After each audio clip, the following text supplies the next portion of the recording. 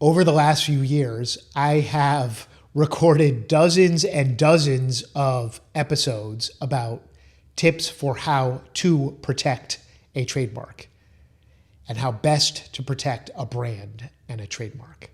I thought it would be fun today to share my tips on how not to protect your trademark. If you don't care about your brand and you aren't worried about getting sued or that it might cost you a fortune or be emotionally exhausting to change your name, then don't worry about picking a unique or creative name.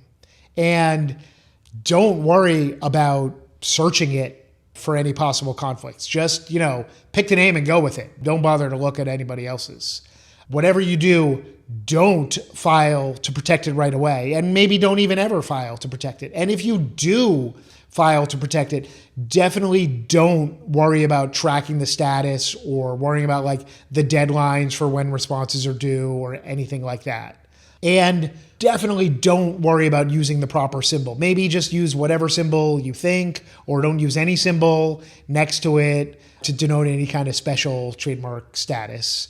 And don't worry about if anybody copies it. Who cares? Don't even check. If you come across something that maybe somebody copied, don't do anything about it. I say all of this extremely facetiously, of course, because I encounter these things all the time. In working with my clients, who of course are taking great care to protect their trademarks, we come across other brands that are poorly protected or that are owned by someone who clearly hasn't put much or any thought into the issue.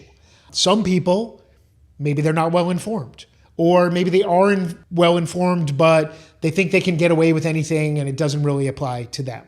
Or maybe they know what they could do and should do, but they're not willing to invest in the protection for their brand. I'm being very sarcastic. Of course, I don't recommend any of these things. I pretty much recommend the opposite of everything that I began by telling you.